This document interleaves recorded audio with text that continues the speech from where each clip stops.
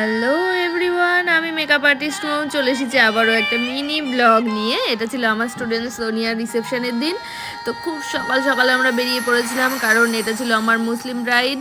তো 12টার মধ্যে রেডি করতে হবে। সকাল 8টার সময় আমি আর জয়িতা বেরিয়ে পড়েছিলাম আমাদের লোকেশনের উদ্দেশ্যে। তো দেখো পৌঁছেও গেছি সেখানে। আর সোনিয়াও সকাল সকাল রেডি হয়েছিল আমাদের জন্য, কারণ যেহেতু 12টার মধ্যে রেডি করতে হবে, তো সেই কারণে ও সকাল সকাল রেডি হয়েছিল। তো দেখো সোনিয়া যেহেতু আগের দিন ওর বিয়ে ছিল, বিয়ের পরের দিনই রিসেপশন ছিল, সেই কারণে ও আগের দিনে মাথায় যেহেতু প্রচুর স্প্রে দেওয়া হয়েছিল, সেই কারণে শ্যাম্পুটাও করে নিয়েছিল সকাল সকাল।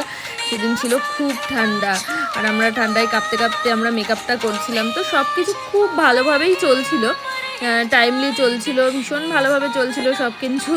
কিন্তু হঠাৎ করে এমন একটা ঘটনা ঘটলো যেই কারণে আমাদের অনেক লেট হয়ে গেল। সেটা তো অবশ্যই বলবো আমি তোমাদের সঙ্গে।